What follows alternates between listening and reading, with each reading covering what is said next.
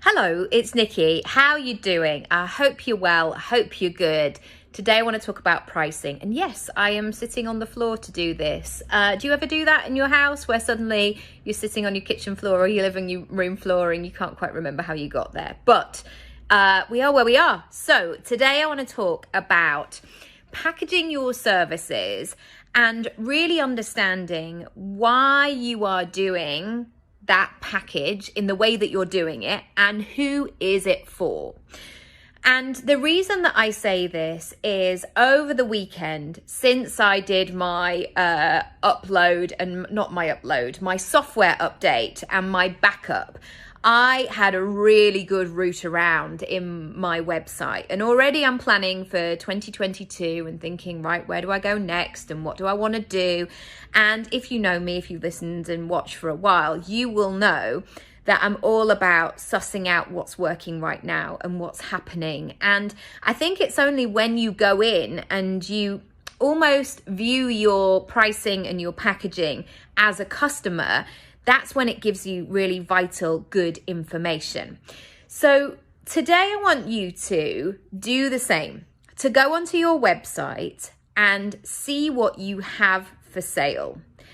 And this is not about being critical or, really going too much into the numbers, although you can, because that might give you really valuable information as well. But I want you to look first and foremost at what you're selling and ask yourself, how does it feel? Does what you're selling right now feel representative of you?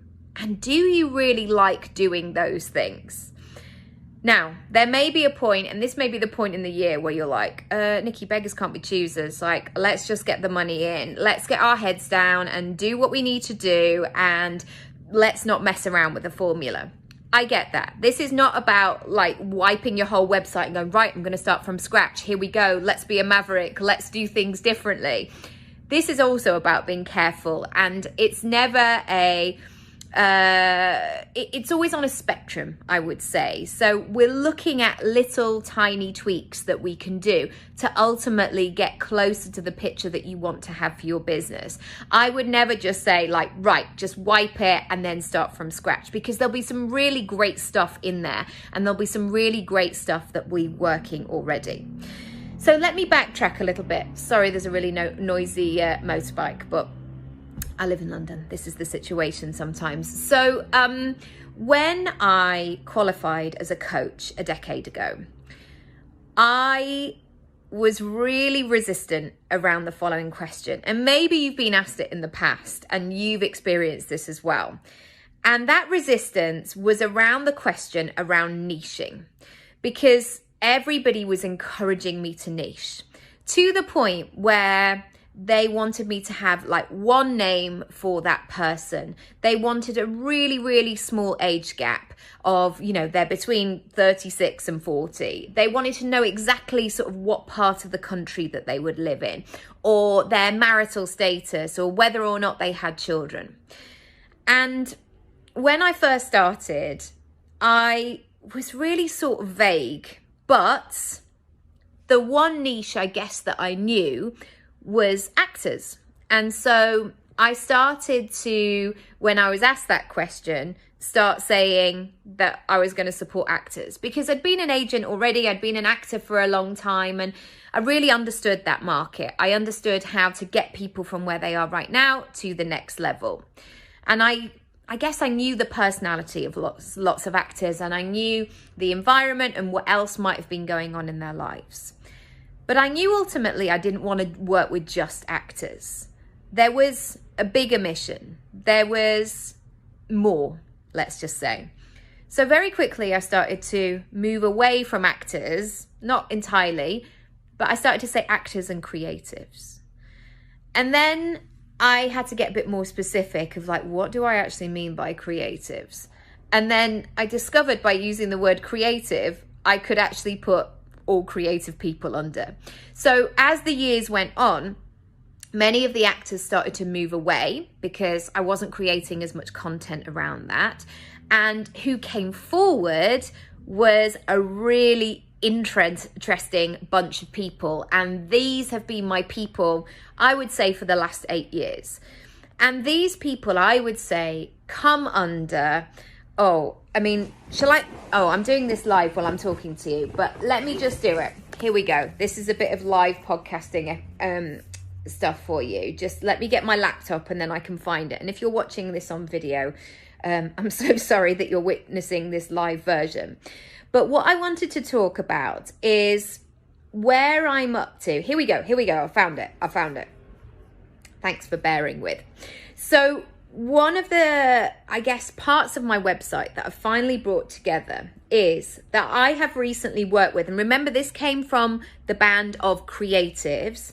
Recently I've worked with creatives, founders, journalists, leaders, stylists, speakers, CEO, digital experts, healers, teachers, medical professionals, rule makers, lawyers, rule breakers, monetizing a non-traditional career, curating a portfolio career on their terms, innovators, technology trailblazers, dreamers, foodies, raconteurs, game changers, artists, designers, storytellers, strategists, well-being experts, band members who want to become solo artists, aka 9-to-5ers who want to create their own gig. Now, I'm sure those people who trained me as a coach are shuddering at the thought of me supporting all of those people. But do you know what? It works. Because I know for me, to keep my business fresh, I love that sense of making things bespoke, of really understanding what that person is all about and supporting them through that. And really looking at the nuance of that character. So as an actor, if I read a piece of script and I'd be making decisions about who that person was and what they were all about, and I saw that they were quite angry or they were prone to an argument, I couldn't just go on the stage or on the telly set and go, whoa, and have that anger all the way through, because anger is a spectrum. You know, sometimes you can be angry, but you're not screaming and shouting. It's just bubbling under the surface, and it's an eye contact, or it's your back changes, or you're doing your dishes in a certain way, or you're typing in there's so many things to that. And so what I urge you to do is to do this exercise as almost like a character exercise of who is coming to you and for what.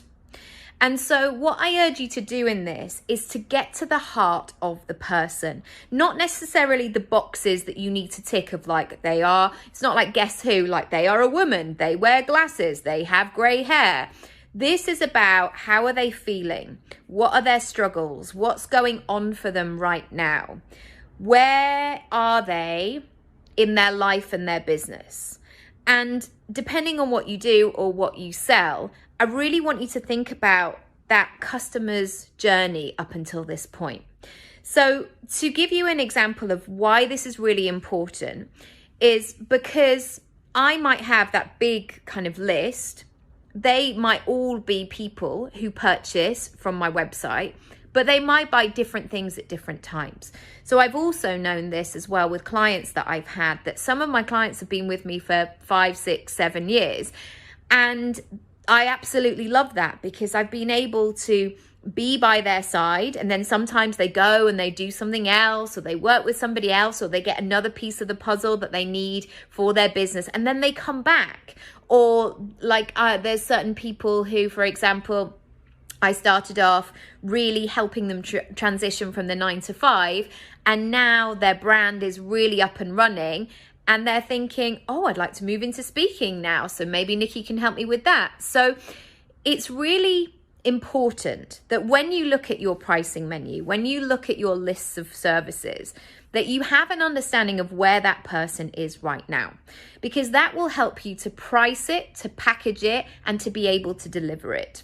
So there will be some people who want, for example, on my website, the full shebang. They want to really build their personal brand. Maybe they've been floating around, not floating around, but maybe just kind of feeling things out for a couple of years, and they're ready to go into fifth gear. Like, come on, right, let's do this. And I sometimes get that energy at the beginning of the year of, come on, Nikki, like, I've been watching you for a while, 3 months, let's go. Great, brilliant. But some people still need to almost feel like, and I call it almost like the affair from the spare room, or the affair from the early morning on the sofa, where somebody gets that niggle, that feeling of, I got to make a change.